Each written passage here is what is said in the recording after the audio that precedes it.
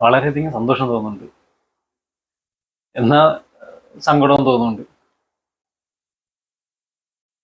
കാരണം കൂടെ നിന്ന ഒരാൾ തന്നെ, അല്ലെങ്കിൽ കൂട്ടുകാരനെ കണക്ക് നീ എൻ്റെ ചങ്കാണ് അതാണ് ഇതാണെന്ന് പറഞ്ഞ് കൂടെ നിന്ന കൂട്ടുകാരൻ തന്നെ ഇതേപോലുള്ളൊരു വൃത്തികെട്ട കുഴിയിൽ കൊണ്ട് തള്ളിയിട്ടിൽ എനിക്ക് നല്ല വിഷമമുണ്ട്. ജീവിതം പോയെന്നാ. 7 വർഷം കേസ് പറഞ്ഞു. 7 വർഷം ഈ ഒരു നശിച്ച കേസിന്റെ ബാക്കിലായിരുന്നു എൻ്റെ ജീവിതം മൊത്തം. അതുമൂലം എൻ്റെ അച്ഛൻ എനിക്ക് നഷ്ടപ്പെട്ട്, എൻ്റെ എല്ലാം, അച്ഛൻ, ജീവിതം എല്ലാം എൻ്റെ കയ്യിൽ നിന്ന് പോയി. പോക്സോ കേസിൽ പ്രതി ചേർക്കപ്പെട്ട് 96 ദിവസം ജയിൽവാസം അനുഭവിച്ച ശേഷം കോടതി കുറ്റവിമുക്തനാക്കിയ കിളിമാനൂരിലെ യുവാവ് സംസ്ഥാന സർക്കാരിനും ആഭ്യന്തര വകുപ്പിനുമെതിരെ വൻതോതിൽ നഷ്ടപരിഹാരം ആവശ്യപ്പെട്ട് നിയമ നടപടിക്കൊരുങ്ങുന്നു. തനിക്ക് സംഭവിച്ച മാനസിക, സാമൂഹിക, സാമ്പത്തിക നഷ്ടങ്ങൾക്ക് പരിഹാരമായി 9,60,00,000 രൂപ.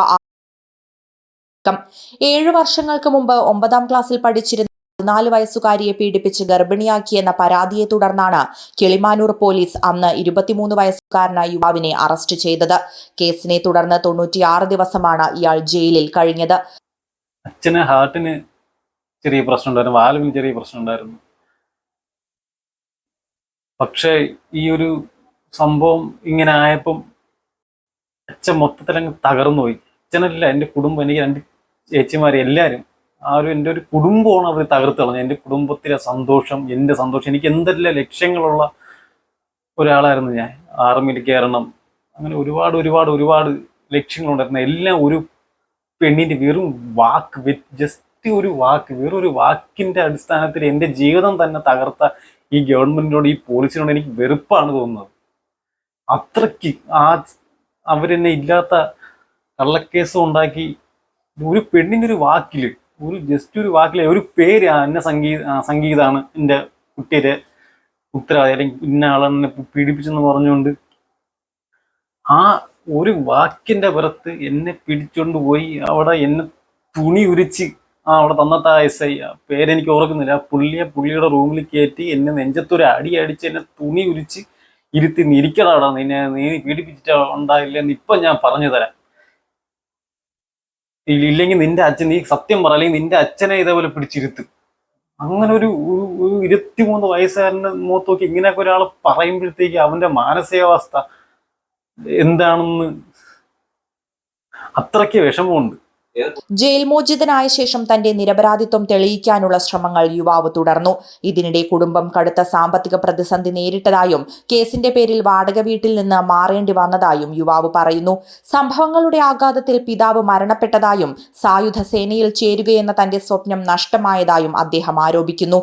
കേസിന്റെ വിചാരണയ്ക്കിടെ പ്രതിഭാഗത്തിന്റെ ആവശ്യപ്രകാരം നടത്തിയ DNA പരിശോധനയിലാണ് നിർണായക വഴിത്തിരിവുണ്ടായത്.